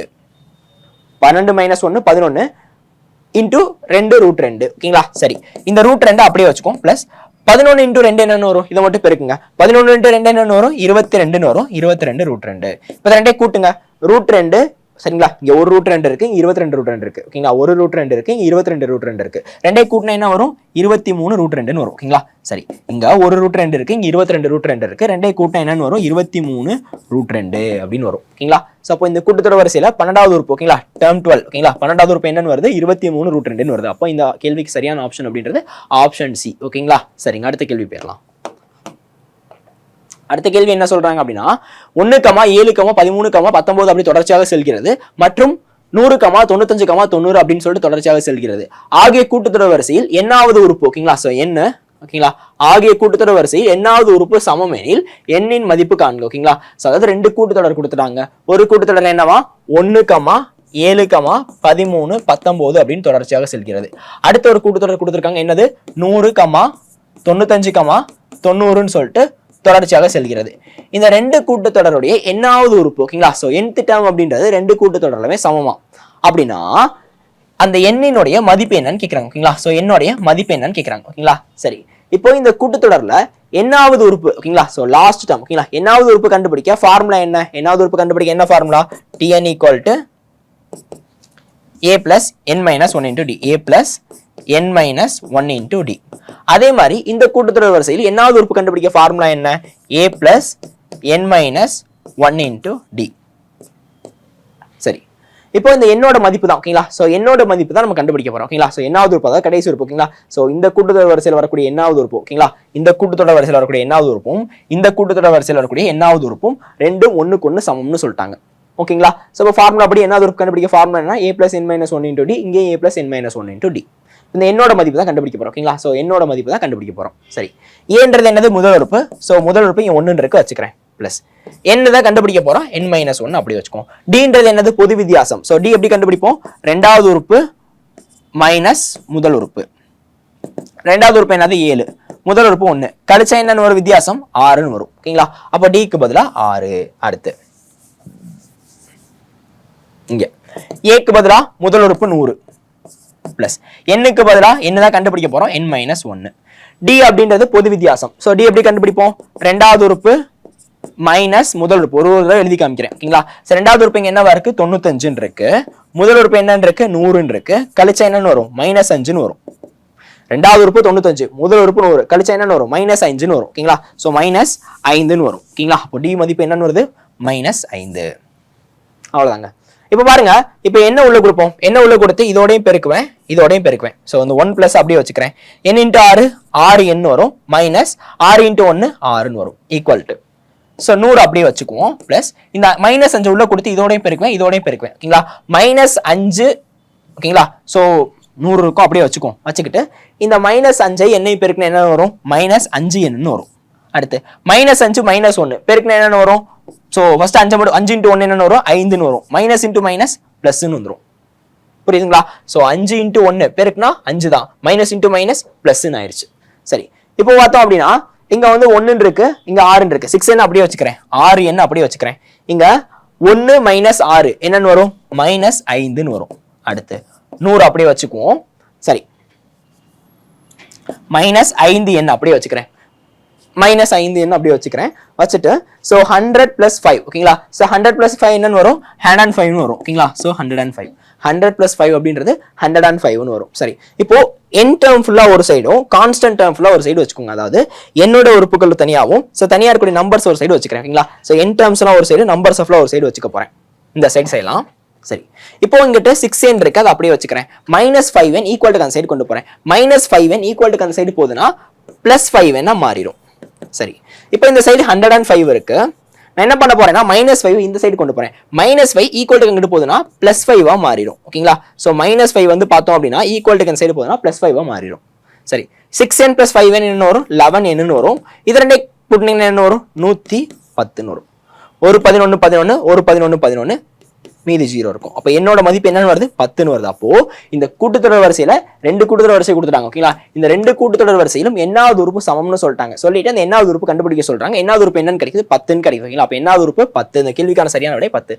ரொம்ப பெருசா போகுதுன்னா நினைக்காதீங்க, ரொம்ப ஈஸி. என்னாவது உறுப்பு கண்டுபிடிக்க ஃபார்முலா எழுதுறேன், சமம்னு சொல்லிட்டாங்க, சம குறியீடு போடுறேன், வேல்யூ ஃபுல்லா சப்ஸ்டிட்யூட் பண்றேன், உள்ள கொடுத்து பெருக்கிறேன், என்னோட மதிப்பு ஃபுல்லா ஒரு சைடும் கான்ஸ்டன்ட் மதிப்பு ஃபுல்லா ஒரு சைடு வச்சுக்கிறேன். ஜஸ்ட் என்ன பண்ண போறேன் அப்படின்னா கழிக்கிறேன், கூட்டுறேன், அடிச்சு கொடுக்குறேன், ஆன்சர். ரொம்ப சிம்பிள் தான். இந்த வீடியோ வந்து இந்த கேள்வி புரியலாம் திருப்பி ஒரு முறை பாருங்க, ஓகேங்களா? ரொம்ப பொறுமையா தான் சொல்லித்தரேன், இருந்தாலும் ஒரு முறை கூட பாருங்க, தப்பே கிடையாது. அடுத்த கேள்வி நம்பர் 4. 4வது கேள்வி என்ன சொல்றாங்க? A, B, C, L என்பவை ஒரு கூட்டுத்தொடர் வரிசையில் உள்ளது எனில் A minus 4B plus 6C minus 4L plus M இனுடைய மதிப்பு என்னன்னு சொல்லி கேட்கறாங்க, ஓகேங்களா? அதாவது போன கேள்விக்கு இந்த கேள்விக்கு என்ன வித்தியாசம்னா, போன கேள்விகள் எப்படி கொடுத்திருந்தாங்கன்னா எண்கள் கொடுத்து இது ஒரு கூட்டுத்தொடர் வரிசையில இருக்கு அப்படின்னு சொல்லி என்ன உறுப்பு கண்டுபிடிங்க, மொத்த உறுப்புல எண்ணிக்கை கண்டுபிடிங்க, அந்த மாதிரி எல்லாம் சொல்லியிருந்தாங்க. இப்போ இந்த கேள்வி பார்த்தோம்னா எழுத்துக்களா கொடுத்திருக்கான். எப்படி கொடுத்திருக்கான்? A, B, C, L, Mன்னு சொல்லிட்டு லெட்டர்ஸா கொடுத்திருக்காங்க. லெட்டர்ஸா கொடுத்து இது ஒரு கூட்டுத்தொடர் வரிசையில இருக்குன்னு சொல்றாங்க, ஓகேங்களா? சொல்லிட்டு கீழே ஒரு ஈக்குவேஷன் கொடுத்து இதை ஃபுல்லா சால்வ் பண்ண என்ன வரும்னு கேட்கறாங்க, ஓகேங்களா? சரி, இப்போ லெட்டர்ஸ் கொடுத்து அதாவது எழுத்துக்கள் கொடுத்து இது ஒரு கூட்டுத்தொடர் வரிசையில இருக்கு அப்படின்ற மாதிரி சொல்றாங்கன்னா இதை நீங்க என்ன பண்ணணும்னா கூட்டுத்தொடருக்கான பொது வடிவ ஃபார்முலா இருக்கு, அதாவது ஜெனரல் ஃபார்முலான்னு ஒன்னு இருக்கு, ஓகேங்களா? சோ ஜெனரல் ஃபார்முலா எழுதி அதோட மேட்ச் பண்ற மாதிரி இருக்கும், ஓகேங்களா? ஃபர்ஸ்ட் கூட்டுத்தொடருக்கான பொது வடிவ ஃபார்முலா என்னன்னு தெரிஞ்சுக்கோங்க. A plus D, A plus 2D, A plus 3D, A plus 4D, அப்படியே A plus 5D, 6D, 7Dன்னு சொல்லிட்டு அப்படியே தொடர்ச்சியா போயிட்டே இருக்கும், ஓகேங்களா? நீங்க இப்ப பார்த்தோம் அப்படின்னா கூட்டுத்தொடருக்கான பொது வடிவ ஃபார்முலா இதான். இது போக உங்களுக்கு நான் வந்து என்னாவது உறுப்பு கண்டுபிடிக்க சொல்லி கொடுத்தேன், கடைசி உறுப்பு கண்டுபிடிக்க ஃபார்முலா சொன்னேன், மொத்த உறுப்புகளின் எண்ணிக்கை கண்டுபிடிக்க ஃபார்முலா சொன்னேன். இது எந்த ஃபார்முலா மகப் பண்ணாதீங்க, மனப்படம் பண்ணாதீங்க, ஓகேங்களா? நான் தேர்வுக்கு போறதுக்குள்ள இந்த ஃபார்முலா ஃபுல்லா எப்படி ஞாபகம் வச்சுக்கிறது, ஈஸியா வந்துட்டு கான்செப்டை எப்படி ஞாபகம் வச்சுக்கிறதுன்றது உங்களுக்கு தெளிவா ஒரு வீடியோ போடுறேன், ஓகேங்களா? இந்த வீடியோல சொன்னா குழம்பிக்குவீங்க. எல்லாமே ஒரு இதில் ஸ்டஃப் பண்ண வேணாம், ஓகேங்களா? நான் உங்களுக்கு தேர்வுக்கு நீங்க போறதுக்குள்ள ஃபார்முலாஸ் ஃபுல்லா ஈஸியா ஞாபகம் வச்சுக்கிற மாதிரி ஃபேக்ட்ஸ் ஷார்ட்கட்லாம் சொல்லி தர மாட்டேன். எப்படி ஃபார்முலா வந்ததுன்னு டெரிவேஷன் பண்ணி காமிக்கிறேன், ஓகேங்களா? ஃபார்முலா எப்படி வந்துச்சுன்னு சொல்லிட்டு உங்களுக்கு வந்து டெரைவ் பண்ணி காமிக்கிறேன், ஓகேங்களா? நான் காலேஜ்ல அப்படி தான் படிப்பேன். ஃபார்முலா பொறுத்த வரைக்கும் வந்து நான் காலேஜ்ல வந்துட்டு மேக்ஸ் படிக்கும் போது இப்படி தான் படிப்பேன். ஸோ உங்களுக்கு அதே மாதிரி டெரைவ் பண்ணி காமிக்கிறேன். சரி, இப்போ பாருங்க, இப்போ A, B, C, L, என்பவை ஒரு கூட்டுத்தொடர் வரிசையில் இருக்குன்னு சொல்லிட்டாங்க. சொல்லிட்டு கீழே வந்து பார்த்தோம் அப்படின்னா சொல்லிட்டாங்க. நம்ம என்ன பண்ணிருக்கோம், கீழே என்ன எழுதிருக்கோம், கூட்டுத்தொடருக்கான பொது வடிவ ஃபார்முலா எழுதிருக்கோம். இப்போ இந்த பொது வடிவ ஃபார்முலா என்ன பண்றீங்கன்னா ஒண்ணு மேட்ச் பண்ணுங்க, ஓகேங்களா? அந்த பொது வடிவ ஃபார்முலாவோட இந்த கூட்டுத்தொடரை மேட்ச் பண்ணுங்க. A இருக்க இடத்துல இங்க என்ன இருக்கு, A தான் இருக்கு. D க்கு பதிலா இங்க என்ன இருக்கு, A plus 2D. C க்கு பதிலா A plus 2D. L க்கு பதிலா A plus 3D. M க்கு பதிலா A plus 4D. அதாவது இந்த கூட்டுத்தொடர் என்ன பண்றேன்னா பொது வடிவ ஃபார்முலா மேட்ச் பண்ணிக்கிறேன், சரிங்களா? மேட்ச் பண்ணி முடிச்சுட்டு இப்போ நமக்கு கேள்வி என்ன சொல்லியிருக்காங்க, A minus 4B plus 6C minus 4L plus M. இதை ஃபுல்லா சால்வ் பண்ணா இதை ஃபுல்லா சுருக்குனா என்ன வரும்னு கேட்கறாங்க. சரி, இப்போ இங்க ABCLM இதுக்கு பதிலா நான் வந்து பார்த்தோம்னா பொது வடிவ ஃபார்முலா மேட்ச் பண்ணி வச்சிருக்கேன். ஸோ அதை கொண்டு வந்து சப்ஸ்டியூட் பண்ண போறேன். ஏக்கு பதிலா இங்க என்ன இருக்குன்னா ஏக்கு பதிலா A தான், minus 4 into B க்கு பதிலா என்ன கண்டுபிடிச்சிருக்கோம், A plus D. அடுத்து plus 6 into C க்கு பதிலா என்ன கண்டுபிடிச்சிருக்கோம், A plus 2D minus 4 into L க்கு பதிலா என்ன கண்டுபிடிச்சிருக்கோம், A plus 3D plus M க்கு பதிலா என்ன கண்டுபிடிச்சிருக்கோம், A plus 4D. சரிங்களா? இப்போ அந்த -4 உள்ள கொடுத்து இதோட மல்டிபிள் பண்ணுங்க, இதோட பண்ணுங்க. சோ இங்க A இருக்கு, அது அப்படியே வச்சுக்கிறேன். -4 உள்ள கொடுத்தா -4A ன்னு வரும். அடுத்து -4 உள்ள கொடுத்தா -4D ன்னு வரும். அடுத்து 6 உள்ள கொடுத்து இதோட பெருக்குங்க 6A plus 6 2s are 12 ன்னு வரும், 12D. அடுத்து -4 உள்ள கொடுத்து இதோட பெருக்குங்க -4A minus into plus வந்து மைனஸ் ஆயிரும். சோ 4 3s are 12, ஓகேங்களா? 12 ன்னு வரும். 12D plus இங்க A plus 4D இருக்கு, அது அப்படியே வச்சுக்குவோம். இப்போ அடிச்சு கொடுங்க. +4D யும் -4D அடி ஆயிருச்சு, ஓகேங்களா? +4D -4D அடி ஆயிருச்சு. -4D +4D கிடையாது, ஓகேங்களா? +12D யும் -12D அடிச்சு கொடுத்துறேன். -4D +4D அடி ஆயிருச்சு, ஓகேங்களா? சோ என்ன பண்றேன் பாருங்க, +12D யும் -12D அடி ஆயிருச்சு. -4D +4D அடி ஆயிருச்சு. மீதி என்ன இருக்கும், மீதியை மட்டும் எடுத்து எழுதுறேன். மீதி என்ன இருக்கு, A minus 4A plus 6A minus 4A plus CA, ஓகேங்களா? இது மட்டும் தான் மிச்சம் இருக்கு, ஓகேங்களா? இப்போ இதுல plus A ஃபுல்லா ஃபர்ஸ்ட் கூட்டுவோம். சோ இங்க ஒரு A இருக்கு, இது ஒரு A 6A 7A, அடுத்து இது ஒரு A இருக்கு 8A ன்னு வரும், ஓகேங்களா? இதை மட்டும் கூட்டுறேன். ஒரு A plus 6A 7A, 7A plus ஒரு A 8A, ஓகேங்களா? அடுத்து -4A ரெண்டே கூட்டினா என்ன வரும், -8A ன்னு வரும். ரெண்டு மைனஸ் வேல்யூ தான் என்ன பண்ணுவோம், கூட்டி மைனஸ் சிம்பிள் போடுவோம். அப்போ -4A கூட்டினா -8A ன்னு வரும். இப்போ +8A -8A கழிச்சா என்ன வரும், 0 ன்னு வரும். +8A இருந்து -8A கழிச்சோம் அப்படின்னா 0 ன்னு வரும். அப்போ இந்த கேள்விக்கான சரியான விடை அப்படின்றது 0, ஓகேங்களா? ரொம்ப ஈஸியான கேள்வி தாங்க, நான் உங்களுக்கு புரியணுன்றதுக்காண்டி ஸ்டெப் பை ஸ்டெப் எழுதிருக்கேன். நீங்க வந்து இந்த மாதிரி லெட்டர்ஸ் கொடுத்து இது வந்து பார்த்தோன்னா ஒரு கூட்டுத்தொடர்ல இருக்கு அப்படின்னு சொல்றாங்கன்னா கூட்டுத்தொடருக்கான பொது வடிவ ஃபார்முலா எழுதுங்க, மேட்ச் பண்ணுங்க. மேட்ச் பண்ணா அவங்க சொல்லிருக்கூடிய ஈக்குவேஷன்ல கொண்டு வந்து சப்ஸ்டிட்யூட் பண்ணுங்க. சப்ஸ்டிட்யூட் பண்ணி சுருக்கி அடிச்சு கொடுத்தீங்கன்னா ஆன்சர் வந்து ரொம்ப எளிமையான கேள்வி தான், சரிங்களா? சரி, அடுத்த கேள்வி போயிடலாம். அடுத்த கேள்வி என்ன சொல்றாங்க, A, B, C என்பவை ஒரு கூட்டுத்தொடர் வரிசையில் உள்ளது எனில் A minus B divided by B minus C யோட மதிப்பு கேட்கறாங்க, ஓகேங்களா? போன கேள்வி மாதிரி தான். போன கேள்வி மாதிரி தான். என்ன சொல்லிட்டாங்க அப்படின்னா A, B, C என்பவை ஒரு கூட்டுத்தொடர் வரிசையில இருக்கான் இருக்குன்னு சொல்லிட்டு நம்ம என்ன சொல்றாங்க, A minus B divided by B minus C இதை ஃபுல்லா சுருக்குனா என்ன வரும்னு கேக்குறாங்க. சரிங்களா? So A minus B divided by B minus C இதை சுருக்குனா என்ன வரும்ன்ற மாதிரி கேக்குறாங்க. சரி, இப்போ நான் ஆல்ரெடி என்ன சொன்னேன், லெட்டர்ஸ் கொடுத்து, அதாவது எழுத்துக்கள் கொடுத்து ஒரு கூட்டுத்தொடர் வரிசையில இருக்குன்னு சொல்றாங்கன்னா கொடுத்துக்கூடிய லெட்டர்ஸை நீங்க என்ன பண்ணணும், கூட்டுத்தொடருக்கான பொது வடிவ ஃபார்முலா எழுதி அதோட மேட்ச் பண்ணணும். கூட்டுத்தொடருக்கான பொது வடிவ ஃபார்முலா என்ன, A plus D A plus 2D A plus 3D போயிட்டே இருக்கும். நமக்கு இந்த இடத்துல 3 போதும். ஏக்கு பதிலா A தான் இருக்கு, பிக்கு பதிலா பொதுவடிய ஃபார்முலா A plus D இருக்கு, சிக்கு பதிலா இங்க என்ன இருக்கு A plus 2D இருக்கு. இதை மேட்ச் பண்ணிட்டு இதை கொண்டு வந்து சப்ஸ்டிட்யூட் பண்ண போறேன். சரி பாருங்க, ஏக்கு பதிலா A தான் மைனஸ் பிக்கு பதிலா வந்துட்டு A plus D divided by பிக்கு பதிலா A plus D மைனஸ் சிக்கு பதிலா A plus 2D A plus 2D. சரி, இப்போ மேல இருக்கிற இந்த ஏவை அப்படியே வச்சுக்கிறேன், மைனஸ் சொல்ல கொடுத்து இதோட பெருக்க போறேன். இப்போ என்ன ஆகும், மைனஸ் ஏ மைனஸ் சொல்ல கொடுத்தா மைனஸ் ஏ மைனஸ் டின்னு வரும். கீழே வந்து பார்த்தோம்னா A plus D அப்படியே வச்சுக்கிறேன், மைனஸ் சொல்ல கொடுக்குறேன், மைனஸ் சொல்ல கொடுத்தோம் அப்படின்னா என்ன ஆகும், மைனஸ் ஏ மைனஸ் 2Dன்னு வரும். புரியுதுங்களாங்க? Plus A minus A cancel ஆயிருச்சு. ஓகேங்களா? பிளஸ் ஏ மைனஸ் ஏ அடி ஆயிருச்சு. அடுத்து இங்கவும் பிளஸ் ஏ மைனஸ் ஏ அடி ஆயிருச்சு. மீதி என்ன இருக்கும், இங்க மைனஸ் டி மட்டும் இருக்கும். கீழே என்னன்னு இருக்கும், பிளஸ் டி மைனஸ் 2Dன்னு இருக்கும். சரி, இதை கழிச்சு என்னன்னு வரும், மேல மைனஸ் டி இருக்கும், அதை அப்படியே வச்சுக்கிறேன். டி மைனஸ் 2D, அதாவது டில 2D கழிச்சோம் அப்படின்னா ஓகேங்களா. சோ டி மைனஸ் 2D என்னன்னு வரும், மைனஸ் டின்னு வரும். ஓகேங்களா? டியை கொண்டு போயிட்டு 2Dல கழிச்சேன் அப்படின்னு என்னன்னு வரும், மிச்சம் ஒரு டி இருக்கும், மைனஸ் சிம்பிள் போட்டுக்குவேன். ஒரு பிளஸ் வேல்யூ ஒரு மைனஸ் வேல்யூ என்ன பண்ணுவோம், கழிச்சு பெரிய நம்பருக்கு முன்னாடி இருக்க சிம்பிள் என்னவோ அதை போட்டுக்கோ. பெரிய நம்பர் 2D, அதுக்கு முன்னாடி இருக்க சிம்பிள் மைனஸ், அவ்வளவுதான். மைனஸ் டி அடி ஆயிருச்சு. மிச்சம் என்ன இருக்குன்னா 1 இருக்கும்னு அர்த்தம். அடிச்சு கொடுத்தா மிச்சம் 0 இருக்குன்னு சொல்லக்கூடாது. மிச்சம் என்ன இருக்கும்னா 1 இருக்கும். மிச்சம் 0 இருக்குன்னு சொல்லக்கூடாது. மிச்சம் அடிச்சு கொடுத்தோம் அப்படின்னா 1 இருக்கும். ஓகேங்களா? அப்ப இந்த கேள்விக்கான சரியான விடை 1. ஓகேங்களா? ஆப்ஷன் பி தான் இந்த கேள்விக்கான சரியான விடையாக இருக்கும். ஓகேங்களா? சரி, இன்னைக்கான தேர்வுல வந்து பார்த்தோம் அப்படின்னா மொத்தமாக வந்து 5 கேள்விகள் பார்த்துட்டோம். இதுக்கு முன்னாடி கூட்டுத்தொடரில் ஆல்ரெடி 5 கேள்விகள் நடத்தி முடிச்சிட்டோம். ஓகேங்களா? அதை தொடர்ந்து இன்னைக்குமே பார்த்தோம் அப்படின்னா கூட்டுத்தொடர் வந்து இன்னைக்கு ஒரு 5 கேள்விகள் நடத்தி முடிச்சிருக்கோம். ஓகேங்களா? ஸோ இந்த 5 கேள்விகளுமே வந்து பார்த்தோம்னா பள்ளி புத்தகம் பிளஸ் ப்ரீவியஸ் இயர் கொஸ்டின் ரெண்டே அடிப்படையாக வச்சு எடுக்கப்பட்டதான். ஓகேங்களா? ஸோ நீங்க என்ன பண்றீங்க அப்படின்னா இந்த கேள்விகளை எல்லாமே ஒரு முறை நீங்களா வந்து சால்வ் பண்ணி பாருங்க. சால்வ் பண்ணி இதுக்கான விடை வந்து பார்த்தோம் அப்படின்னா கமெண்ட் பாக்ஸ்ல போடுங்க. ஓகேங்களா? ஸோ நீங்களா ஒரு முறை வந்து சால்வ் பண்ணி பாருங்க. ஓகேங்களா? சரி, ஸோ இதோட இந்த வீடியோ முடிச்சுக்கலாம். நன்றி. மாணவர்கள் அனைவருக்கும் கணியன் குழுமம் சார்பாக இனிய வணக்கம். நம்ம வந்துட்டு பொற்காலம் பொன்னான பொது அறிவு தேர்வு நம்ம வந்து 14 டெஸ்ட் வந்து முடிச்சிருக்கோம். சரிங்களா? இன்னைக்கு வந்து நம்ம பார்க்கக்கூடியது 15வது தேர்வு தான் இன்னைக்கு நம்ம பார்க்க போறோம். சரிங்களா? நமக்கு வந்து 9ஆம் வகுப்புல சமூக அறிவியல நிலக்கோளம் 1 அப்படின்ற டாபிக் இருந்தோம். புதிய அகச் செயல்பாடுகள் அப்படின்ற டாபிக் வந்து இன்னைக்கு கேள்விகள் வந்து இடம்பெற போகுது. இதுல வந்து பார்த்தோம் அப்படின்னா தனிமங்களின் வகைப்பாட்டு அட்டவணை அப்படின்ற டாபிக் ரொம்ப ஒரு முக்கியமான ஒரு டாபிக்பா. சரிங்களா? அந்த தனிம வரிசை அட்டவணை தனிமங்களின் வகைப்பாடு வந்து நமக்கு வந்து தேர்வுகள்ல வந்து நமக்கு அந்த அணு எண்ணா இருக்கட்டும் இல்ல தனிம வரிசை அட்டவணையில் இருக்கக்கூடிய நிறைய அது நமக்கு நிறைய கேள்விகள் வந்து இதுல வந்து நமக்கு இடம்பெறதுக்கான வாய்ப்புகள் வந்து நிறைய இருக்கு. சரிங்களா? அதனால இந்த பாடம் வந்து ரொம்ப முக்கியமா. அதே மாதிரி பார்த்தோம்னா நிலக்கோளம் அப்படின்றதும் பார்த்தோம் அப்படின்னா ஒரு முக்கியமான ஒரு டாபிக் தான். சரிங்களா? நமக்கு குரூப் 4 இருக்கட்டும் அல்லது நமக்கு வரக்கூடிய SI தேர்வா இருக்கட்டும் இந்த தேர்வுகளுக்கு எல்லாமே ஒரு முக்கியமான டாபிக் தான் இந்த 2 பாடமே. சரிங்களா? அதனால இந்த பாடத்தில் இருக்கக்கூடிய கேள்விகளை வந்து நம்ம தெளிவா பார்க்கணும். நம்ம இன்னைக்கு பார்க்கக்கூடிய வந்து இன்றைக்கு தேர்வுல ஒரு 10 கேள்விகள் வந்து நம்ம பார்க்க போறோம். சரிங்களா? அந்த பாடத்தை நீங்க முழுசா படிச்சுட்டு இதுக்கான விடைகளை நீங்க அழிச்சிருந்தீங்க அப்படின்னா உங்களுக்கு வந்து இன்னும் உங்களுக்கு ஈஸியாவே உங்களுக்கு வந்து புரிஞ்சுட்டு இருக்கும். சரிங்களாப்பா? ஓகே, கொஸ்டின் நம்ம டைரக்டா கொஸ்டினுக்குள்ள போயிடலாம். கொஸ்டின் நம்பர் 1 பாருங்க. மணற்பாறை, சுண்ணாம்பு பாறை, ஜிப்சம், நிலக்கரி, கூட்டுப்பாறைகள் ஆகியவை எவ்வகை பாறைகளுக்கு உதாரணமா இருக்கு அப்படின்னு கேக்குறாங்க. ஃபர்ஸ்ட் வந்து பார்த்தோம் அப்படின்னா நமக்கு தெரிஞ்சதுதான் பாறை அப்படின்னு பார்த்தோம் அப்படின்னா அதனுடைய அதோட அடிப்படையில வந்து 3 டைப்பா வந்து பிரிக்கிறாங்க. எத்தனை டைப்பா பிரிக்கிறாங்கப்பா? 3 டைப்பா பிரிக்கிறாங்க. ஒன்னு பார்த்தோம் அப்படின்னா தீப்பாறை. ஃபர்ஸ்ட் வந்துட்டு தீப்பாறைகள். சரிங்களா? நம்ம லாவாக்கள் நம்மளுடைய எரிமலைகள் வெடிப்பு இருக்கு பாத்தீங்களா, அந்த இருக்கக்கூடிய லாவாக்கள் மூலமாக அது படிஞ்சு இருக்கிறது வந்து தீப்பாறைகள் அப்படின்னு சொல்றோம். அதுக்கு அடுத்து பார்த்தோம்னா படிவு பாறைகள். சரிங்களா? படிவு பாறைகள் நம்மளுடைய விலங்குகள் அதே மாதிரி தாவரங்கள் இது எல்லாமே அந்த மாதிரி கனிமங்கள் எல்லாமே படிஞ்சு இருக்கிறது வந்து பார்த்தோம் அப்படின்னா படிவு பாறைகள் அப்படின்னு 2வது டைப்பும். 3வது டைப் வந்து பார்த்தோம்னா இந்த 2 பாறைகளுமே இயல்பு அது மாறி வர்றது வந்து உருமாறிய பாறை அப்படின்னு 3 டைப்பாக வந்து நமக்கு வந்துட்டு பாறை வந்து நமக்கு வந்து வகைப்படுத்துறாங்க.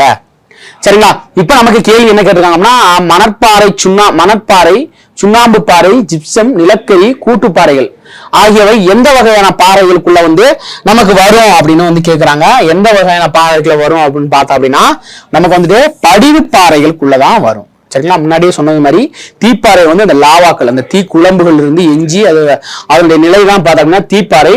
இந்த சுண்ணாம்பு, ஜிப்சன், நிலக்கரி இது எல்லாமே எந்த வகை பாறையெல்லாம் வரும் அப்படின்னு சொல்லி பார்த்தோம்னா படிவு பாறைகளுக்கு கீழே தான் வந்து வரும். கொஸ்டின் நம்பர் 1க்கு ஆப்ஷன் பி பாம்பே தான் நமக்கு மிக சரியான விடையா வந்து இருக்குது. அதே மாதிரி பார்த்தோம் அப்படின்னா இந்த உருமாறிய பாறை, சரிங்களா, தீப்பாறையும் படிவு பாறைகளும் மாறி வர்ற அந்த உருமாறிய பாறைகள் வந்து எதுக்கு வந்து பயன்படுகிறது அப்படின்னு சொல்லி பார்த்தோம் அப்படின்னா நமக்கு வந்துட்டு சிற்பங்கள் செதுக்கிறதுக்காகவும், சரிங்களா, சிற்பம் செதுக்கிறதுக்கு வந்துட்டு இந்த உருமாறிய பாறை வந்து நமக்கு வந்து பயன்படுகிறது. சரிங்களா? நமக்கு கேள்வி டைரக்டா கேட்கலாம், சிற்பங்கள் செதுக்கிறதுக்கு வந்து எந்த பாறை வந்து நமக்கு பயன்படுகிறது அப்படின்னு கேட்பாங்க. அதுக்கு வந்து பார்த்தோம்னா உருமாறிய பாறை தான் நமக்கு வந்து பயன்படுகிறது. சரிங்களாப்பா? அப்ப கொஸ்டின் நம்பர் 1க்கு ஆப்ஷன் பி பாம்பே நமக்கு மிக சரியான விடையா இருக்குது. சரிங்களா? ஓகே, நெக்ஸ்ட் கொஸ்டின் பார்த்துடலாம்.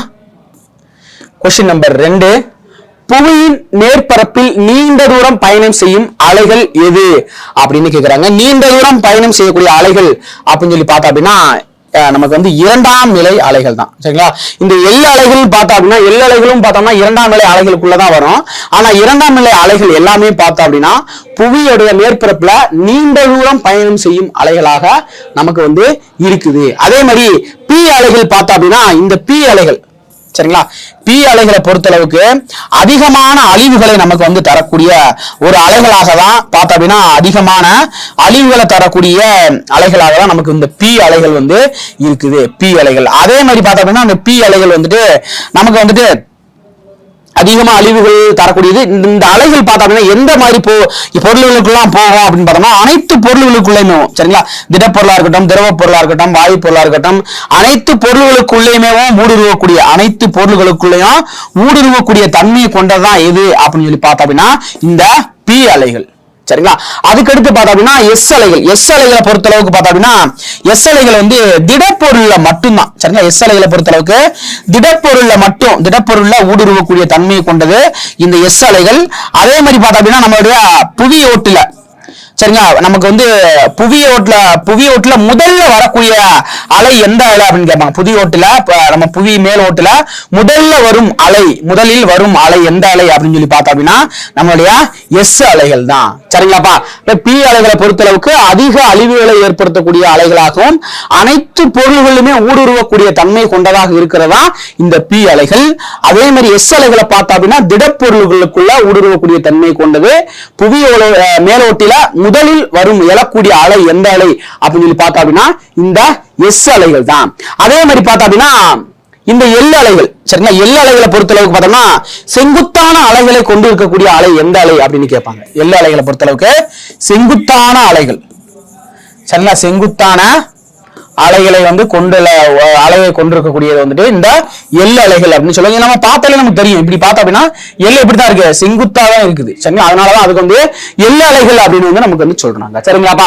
ஓகே, அப்ப கொஸ்டின் நம்பர் 2க்கு ஆப்ஷன் டி 2ஆம் நிலை அலைகள் என்பது சரியான விடை. புவியோட மேற்பரப்பில் நீண்ட தூரம் பயணம் செய்யும் அலைகளாக இந்த 2ஆம் நிலை பகுதி இருக்கு. புவி மேலோட்டுல முதலில் வரும் அலை வந்து எஸ் அலைகள். சரிங்களா? ரெண்டுக்கு வித்தியாசம் வந்து பார்த்துக்கணும். செங்குத்து அலைகள் எல் அலைகள், அதிகமான அழிவுகளை தரக்கூடிய அலைகள் வந்து பி அலைகள், அனைத்து பொருள்களுமே ஊடுருவக்கூடியது பி அலைகள். சரிங்களா? கொஸ்டின் நம்பர் 2க்கு ஆப்ஷன் டி. அடுத்து கொஸ்டின் நம்பர் 3. சரிப்பா, இது ஒரு நமக்கு நம்மளுடைய வாழ்க்கையில இயந்து போன ஒரு கேள்வி. நமக்கு சென்னை பெருவெள்ளத்துல 2004 டிசம்பர் 26ஆம் தேதி யாராலையும் மறக்க முடியாத அந்த டிசம்பர் மாதத்துல ஏற்பட்ட சுனாமி மிகப்பெரிய ஒரு அழிவை ஏற்படுத்திய ஒரு மிகப்பெரிய ஒரு பேரலை. அதுல வந்து பார்த்தோம்னா கூற்று மற்றும் காரணத்தை கேட்டிருக்காங்க, ஆராய்ச்சி கொடுக்குறாங்க. 2004 டிசம்பர் 26 இந்திய பெருங்கடலில் சுனாமி ஏற்பட்டது அப்படின்னு கொடுக்குறாங்க. கூற்று வந்து சரிதான். சரிங்களா? இந்த வந்து நமக்கு வந்து சென்னை அந்த நமக்கு அதாவது நம்ம இந்தியாவில் இருக்கக்கூடிய நமக்கு கிழக்கு பகுதியில, சரிங்களா, கிழக்கு பகுதியில வந்து மிகப்பெரிய வங்காள விரிகுடால மிகப்பெரிய பாதிப்பு ஏற்படுத்தக்கூடிய ஒரு அலையாக இருக்கு. காரணம் இந்தோ ஆஸ்திரேலியா யுரேசியா தட்டின் கீழ் அமிழ்த்தியவே இதற்கு காரணமாக இருக்கு அப்படின்னு சொல்றாங்க. இந்த ஆழிப்பேரலைக்கு முக்கியமான காரணம், அதாவது பெருங்கடல் சுனாமிக்கு என்ன காரணம் அப்படின்னு பாருங்க. இந்தோ ஆஸ்திரேலியா இருக்கக்கூடிய தட்டு யுரேசிய தட்டின் கீழ் அதை வந்து பிரஷர் பண்ணணும். அதாவது புவி கீழோட்டில் இருக்கக்கூடிய தட்டு நகர்வின் காரணமாக தான் மேலோட்டில் இருக்கக்கூடிய தண்ணிகள் வந்து நகர்வு ஏற்பட்டு அது வந்து சுனாமியாக மாறுகிறது.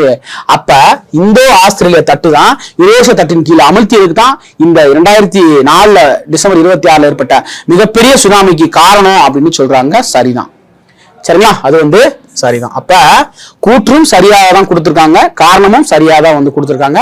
அது மட்டும் இல்லாம காரணம் பார்த்தா அப்படின்னா கூற்றுக்கான சரியான விளக்கமாகவும் இருக்குது. அப்ப கொஸ்டின் நம்பர் 3க்கு என்னப்பா ஆன்சரு? ஆப்ஷன் ஏ தான் நமக்கு மிக சரியான விடை. சரிங்களா? அதுக்கு அடுத்து 2005 வருஷத்துல தான் பார்த்தா அப்படின்னா இந்த சுனாமி எச்சரிக்கை மையம் வந்து ஸ்டார்ட் பண்ணாங்க. 2005 வந்துட்டு சுனாமி எச்சரிக்கை மையம் வந்து ஸ்டார்ட் பண்ணாங்க. சரிங்களா? 2005 சுனாமி எச்சரிக்கை மையம் ஸ்டார்ட் பண்ணாங்க. அதனுடைய தலைமையிடம், சரிங்களா, சுனாமியுடைய தலைமையிடம் வந்து எங்க இருந்துச்சு அப்படின்னு வந்து தெரிஞ்சவங்க கமெண்ட்ல வந்து சொல்லுங்க. சரிங்களாப்பா? சுனாமி எச்சரிக்கை மையம் வந்து 2005 ஏற்படுத்தப்பட்டது. அதனுடைய தலைமையிடம் எங்க இருக்கு அப்படின்னு நீங்க வந்து கமெண்ட் பண்ணுங்க. சரிங்களாப்பா? கொஸ்டின் நம்பர் 3க்கு ஆப்ஷன் ஏ. ஓகே, அடுத்த ஒரு ஈஸியான ஒரு கேள்விதான் பாருங்க. கீழ்கண்டவற்றில் எவ்வகை பாறைகள், தாவரங்கள், விலங்குகள் படிந்து தொல்லுயிர் எச்ச படிமங்களாக மாறி காணப்படுகின்றன அப்படின்னு கேக்குறாங்க. இதுல வந்து பார்த்தா அப்படின்னா நமக்கு தீப்பாறைகள் அப்படின்னு பார்த்திருப்போம். தீப்பாறைகள் வந்து இந்த லாவாக்கள் அதனுடைய சம்பந்தமா வர்றது அப்படின்னு சொல்லி பார்த்தோம். சரிங்களா?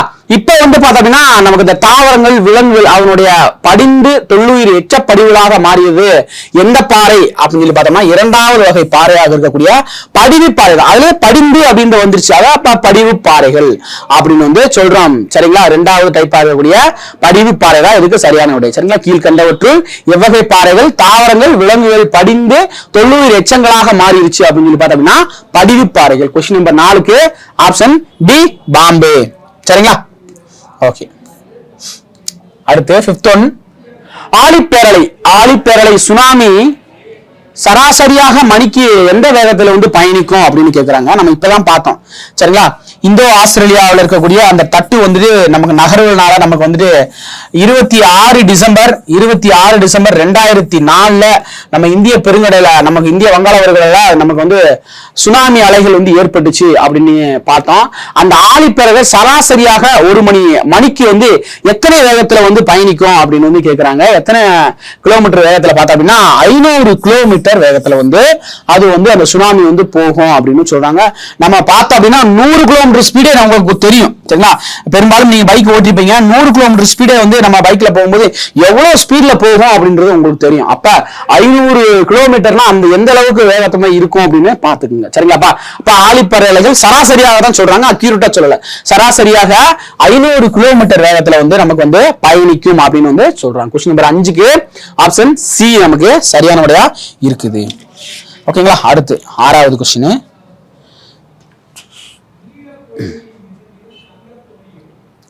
சரிப்பா, 6வது கேள்வி பாருங்க. Mexico, Japan, Hawaii, America, Tanzania அப்படின்னு கொடுக்குறாங்க. இதுல வந்து பார்த்தா அப்படின்னா எந்தெந்த மலைகள் வந்து எந்தெந்த ஏரியாவில் இருக்கு அப்படின்றத வந்து நமக்கு வந்து மென்ஷன் பண்ணி கேட்டிருக்காங்க. சரிங்களா? இது நமக்கு டிஎன்பிஎஸ்சி குரூப் 4 பொறுத்தளவுக்கு பார்த்தா அப்படின்னா நமக்கு வேர்ல்டு ஜாகிரபிக்கு அந்த அளவுக்கு வந்து இம்பார்ட்டன்ட் தர மாட்டாங்க. ஆனா எஸ்ஐக்கு பொறுத்த அளவுக்கு நிறைய இம்பார்ட்டன்ட் வந்து கொடுப்பாங்கப்பா. சரிங்களா? அதனால கொஞ்சம் நல்லா படிச்சுக்கோங்க. ஓகேங்களா? ஓகேப்பா. மெக்சிகோல பார்த்தா அப்படின்னா என்ன எரிமலை இருக்கு அப்படின்னு சொல்லி பார்த்தா அப்படின்னா நம்மளுக்கு பாரிக்யூட்டின் எரிமலை. சரிங்களா? மெக்சிகோ பாரிக்யூட்டின் எரிமலை. மெக்சிகோ பாரிக். சரிங்களா? பாரிக் அப்படின்னு ஞாபகம் வச்சுக்கணும். ஓகேங்களாப்பா? மெக்சிகோ வந்துட்டு பாரிக்யூட்டின் எரிமலை 2. சரிங்களா? ஜப்பான் நமக்கு அந்த எழுத்தை பார்த்தாலே தெரிஞ்சிடும். பியூஜி ஜாஞ்சி அப்படின்னு சொல்லி வரும். ஜப்பான்ல வந்து பார்த்தோம்னா பியூஜி எரிமலை. ஜப்பானுக்கு வந்துட்டு பியூஜி எரிமலை. சரிங்களா? ஓகே. ஹவாயில வந்து நமக்கு மௌலானாவா. சரிங்களா? மௌலானாவா எரிமலை வந்து நமக்கு ஹவாயில வந்து இருக்கு. சரிங்களா? ஹவாய் மௌலானா அப்படின்னு ஞாபகம் வச்சுக்கிற வேண்டியது. ஓகேங்களா? அப்ப 2, 1, 4. ஏன்னா அடுத்து நமக்கு வந்து அமெரிக்காவில் ஜெயிண்ட் ஹெலன்ஸ் எரிமலை. ஜெயிண்ட் ஹெலன்ஸ் எரிமலை வந்து அமெரிக்காவில் வந்து இருக்கு, அது நமக்கு தெரிஞ்சதுதான். அதுக்கடுத்து வந்து கிளிமாஞ்சாரோ வந்து டான்சானியால இருக்கு, அதுவும் நமக்கு தெரிஞ்சதுதான். கிளிமாஞ்சாரோ தெரியுமில்லப்பா, கிளிமாஞ்சாரோ வந்துட்டு டான்சானியால வந்து இருக்கு, அது நமக்கு நல்லாவே தெரியும். சரிங்களா? அப்ப இந்த ஒண்ணு நமக்கு நல்லா தெரிஞ்சது ஏதாவது நமக்கு இருந்துச்சு அப்படின்னு பார்த்தா அப்படின்னா நமக்கு இது ஒன்ன வச்சு நம்ம என்ன செஞ்சிடலாம், கரெக்டான விடையை வந்து நம்ம ஈஸியா வந்து நம்ம கண்டுபிடிச்சிடலாம். சரிங்களா? கிளிமாஞ்சாரோ வந்து டான்சானியால தான் இருக்கு அப்படின்றத பார்த்துட்டோம் அப்படின்னா நம்ம வந்து விடையை வந்து கரெக்டா வந்து நமக்கு வந்து பொறுத்தளவுக்கு பார்த்தோம் அப்படின்னா ஏதாவது ஒண்ணு நமக்கு தனிப்பட்ட முறையில பார்த்தோம் அப்படின்னா ஏதாவது ஒண்ணு வந்து நமக்கு தெரிஞ்சிச்சு அப்படின்னா நம்ம வந்து ஈஸியா வந்து ஆன்சரை வந்து போட்டுட்டு நெக்ஸ்ட் கொஸ்டினுக்கு நம்ம வந்து ஈஸியா போயிடலாம். ஓகேங்களாப்பா? ஓகே, கொஸ்டின் நம்பர் 6க்கு ஆப்ஷன் பாம்பே. அடுத்து 7வது கொஸ்டின். சரிப்பா, 7வது கொஸ்டின் நமக்கு வந்து பார்த்தோம் அப்படின்னா நமக்கு மொத்தம் வந்து 18 தொகுதிகள் வந்து நமக்கு வந்து கொடுத்திருப்பாங்க. இந்த 18 தொகுதிகள்ல பார்த்தோம் அப்படின்னா முதல் தொகுதி கார உலோக தொகுதி. முதல் தொகுதி வந்துட்டு கார உலோகம் அப்படின்னு சொல்லுவாங்க. சரிங்களா? கார உலோகம். 2வது தொகுதி பார்த்தோம்னா கார மண் உலோகம். 2வது தொகுதி கார மண் உலோகம், அதுவும் உங்களுக்கு தெரிஞ்சதுதான். சரிங்களா? இப்ப 3வது தொகுதி டு 12 வரைக்கும், சரிங்களா, 3 to 12 வரைக்கும் பார்த்தா அப்படின்னா அந்த இடைநிலை தனிமங்கள் அப்படின்னு வந்து நமக்கு வந்து சொல்லியிருப்பாங்க. சரிங்களா? இடைநிலை தனிமங்கள் வந்து இருக்கும் அப்படின்னு வந்து சொல்லியிருப்பாங்க. இப்போ வந்து அதே மாதிரி அந்த குடும்பங்களோட தொகுதிகளை வந்து சரியா இணைக்க சொல்லியிருக்காங்க கொஸ்டின் நம்பர் 7க்கு. சரிங்களா? பார்க்கலாம், பாருங்க. கார்பன் வந்து பார்த்தா அப்படின்னா 14வது குடும்பம். ஆக்சிஜன் வந்து இப்ப 13ல வந்து வரும். சரிங்களா? சாரி, கார்பன் வந்துட்டு 14வது தொகுதியா வந்து இருக்குது. நைட்ரஜன் பார்த்தா அப்படின்னா 15வது தொகுதியில வந்து இருக்குது. ஆக்சிஜன் பார்த்தா அப்படின்னா 17வது தொகுதியில வந்து இருக்கு. ஆக்சிஜன் வந்து 16வது தொகுதியில வந்து வருது. சரிங்களா? ஆக்சிஜன் வந்துட்டு 16வது தொகுதியில வருது. ஹேலஜன் தான் பார்த்தா அப்படின்னா 17வது தொகுதியில வந்து ஹேலஜன் வந்து இருக்குது. சரிங்களாப்பா? கார்பன் வந்துட்டு 14, நைட்ரஜன் வந்துட்டு 15, ஆக்சிஜன் வந்துட்டு 16, ஹேலஜன் தான் 17வது தொகுதியில வந்து ஹேலஜன் தொகுதி வந்து இருக்கு. இப்ப 18வது தொகுதி என்ன அப்படின்னு சொல்லி பார்த்தா அப்படின்னா மந்த வாயுக்கள். சரிங்களா? 18வது தொகுதி வந்து மந்த வாயுக்கள், அதுதான் வந்து 18வது தொகுதியில வந்து நமக்கு வந்து கொடுத்திருப்பாங்க. அப்ப இதுக்கு சரியான விடை அப்படின்னு பார்த்தோம் அப்படின்னா நமக்கு என்ன பாக்குறோம், சரியான விடை அப்படின்னு சொல்லி பார்த்தோம் அப்படின்னா கார்பனுக்கு வந்துட்டு 14, நைட்ரஜனுக்கு வந்து 15, ஆக்சிஜனுக்கு வந்து 16, ஹேலஜனுக்கு வந்துட்டு 17. அப்ப 2, 3, 4, 1 தான் நமக்கு மிக சரியான விடையா இருக்காங்க. இந்த இது நமக்கு வந்து டேபிள்ல வந்து கொடுத்துருப்பாங்க. கேட்கறதுக்கான வாய்ப்புகள் நிறைய இருக்குப்பா. சரிங்களா? ஓகே, கொஸ்டின் நம்பர் 7க்கு வந்துட்டு ஆப்ஷன் ஏ. அடுத்து 8வது கேள்வி பாருங்க. ஓகேப்பா, கொஸ்டின் நம்பர் 8 பாருங்க. நமக்கு வந்து SPDF நமக்கு வந்து இந்த தொகுதி தனிமங்கள் வந்து கொடுத்துட்டு நமக்கு இந்த எந்தெந்த தொகுதியில வந்து எந்தெந்த இருக்கு அப்படின்ற மாதிரி கேட்கிறாங்க. நமக்கு வந்து பார்த்தா அப்படின்னா தொகுதி 1, 2 இது வந்து எதுல போய் அடங்கிடும் அப்படின்னு பார்த்தா அப்படின்னா நமக்கு வந்து எஸ் தொகுதி தனிமங்கள்லாம் தொகுதி 1, 2 எதுப்பா, கார உலோகம், கார மண் உலோகம், இது ரெண்டுமேவும் பார்த்தா அப்படின்னா எஸ் தொகுதி தனிமங்கள்ல தான் போய் நமக்கு வந்து இருக்கும். சரிங்களா? அதே மாதிரி நமக்கு இடைநிலை தனிமங்கள் அப்படின்னு சொல்லக்கூடிய 13ல இருந்து 12, சரிங்களா, 13ல இருந்து 12 வரைக்கும் இருக்குது. அது வந்து எதுல போய் சேரும் அப்படின்றத பார்த்தோம் அப்படின்னா 1, 2 வந்து எஸ் தொகுதி, 13ல இருந்து 12 வரைக்கும் வந்து டி தொகுதி தனிமங்கள், டி தொகுதியில போய் நமக்கு வந்து போய் சேரும். அதே மாதிரி அதுக்கு அடுத்து இருக்கக்கூடிய 13 நமக்கு ஹைட்ரஜன், ஹாலஜன், அதே மாதிரி இந்த தொகுதிகள் எல்லாமே, சரிங்களா, கார்பன், நைட்ரஜன், ஆக்சிஜன், ஹாலஜன், மந்த வாயுக்கள், 13ல இருந்து 18 வரை இருக்கக்கூடிய தனிமங்கள் பார்த்தோம் அப்படின்னா தொகுதிகள் பார்த்தோம் அப்படின்னா பி தொகுதியில போய் நமக்கு வந்து இருக்கும். சரிங்களாப்பா? அப்ப எல்லாமே நேரா தான் கொடுத்துருக்காங்க. அடுத்து உள் இடைநிலை தனிமங்கள், அதாவது நமக்கு ஆக்டினடி, இந்த லாந்தனைடு, இது எல்லாமே பார்த்தோம் அப்படின்னா அந்த எஃப் தொகுதிக்குள்ள போய் நமக்கு வந்து கொடுத்துருப்பாங்க. அப்ப நேரா தான் கொடுத்துருக்காங்க. இதுவும் பார்த்தோம் அப்படின்னா ரொம்ப ரொம்ப முக்கியமான ஒரு கேள்வியாக தான் இருக்குது. சரிங்களாப்பா? தொகுதி 1, 2 வந்து எஸ் தொகுதி, தொகுதி 13ல இருந்து 18 வரைக்கும் பி தொகுதி, 3ல இருந்து 12 வரை இடைநிலை தனிமங்கள் வந்து பார்த்தோம்னா டி தொகுதியில வந்து இருக்குது. உள் இடைநிலை தனிமங்கள் ஆக்டினைடும் லாந்தனைடும் பார்த்தா அப்படின்னா எஃப் தொகுதியில வந்து இருக்குது அப்படிங்கறத நம்ம வந்து பாத்துக்கணும். கொஸ்டின் நம்பர் 8க்கு ஆப்ஷன் டி தான் டெல்லி. ஓகேப்பா. 9வது கொஸ்டின் பாருங்க, மின்சாரத்தை கடத்தக்கூடிய ஒரே அலோகம் எது அப்படின்னு கேக்குறாங்க. பொதுவாக பார்த்தோம் அப்படின்னா அலோகங்கள் வந்து பார்த்தோம் அப்படின்னா நமக்கு வந்து மின்சாரத்தை வந்து என்ன செய்யாது, மின்சாரத்தை வந்து கடத்தாது. ஆனால் ஒரே ஒரு அலோகம் வந்து மின்சாரத்தை வந்து கடத்தும். அந்த அலோகம் எது அப்படின்னு சொல்லி பார்த்தோம் அப்படின்னா நம்மளுடைய கிராஃபைட் தான். சரிங்களா?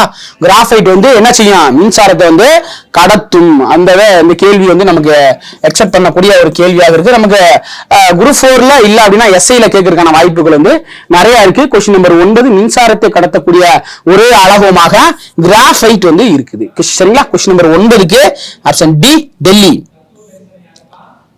ஓகேப்பா. 10வது கொஸ்டின், நமக்கு எது உலோக போலி அல்ல அப்படின்னு கேக்குறாங்க. நமக்கு உலோக போலிகள் தெரியும். சரிங்களா? ஆன்டிமனி, ஆர்சனிக், போரானு இது எல்லாமே இதுதான் பார்த்தோம் அப்படின்னா உலோக போலிகள் தான். இது பூராமேவா உலோக போலிகள் தான். 18வது தொகுதியில வந்து கொடுத்திருப்பாங்க. 18வது தொகுதியில வந்து இருக்கும். இந்த டின் அப்படின்றது மட்டும்தான் உலோக போலி அல்ல. மிச்சம் 3மேவா என்னதான் உலோக போலி. நமக்கு என்ன கேள்வி கேட்டிருக்காங்க அப்படின்னா நம்ம கேள்வி பார்க்கணும், எது உலோக போலி அப்படின்றதோட பார்த்துட்டு சரி ஆன்டிமனி உலோக போலி தான் அப்படின்னு ஆப்ஷன் ஏவை போய் நம்ம என்ன செஞ்சிடக்கூடாது, ஷேர் பண்ணிடக்கூடாது. அப்ப தப்பாயிரும். ஏன்னா பியும் ஆர்சனியா நமக்கு அடுத்து என்ன கேட்டிருக்காங்க, எது உலோக போலி அல்ல அப்படின்ற வார்த்தையை நம்ம வந்து கவனிச்சு பார்க்கணும். சரிங்களா?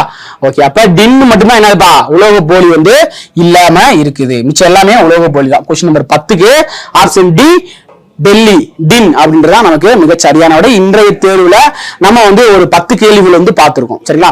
இந்த 10 கேள்விகள் பிளஸ் நமக்கு இதுக்கு முன்னாடி பார்த்திருப்பீங்க நம்மளுடைய அதிரதன் தமிழ் தேர்வு, நமக்கு ஆரியப்பட்ட கணிதம் எல்லாமே வந்து உங்களுக்கு மிக்ஸ் ஆகி தான் உங்களுக்கு வரும். சோ தெளிவா பாருங்க.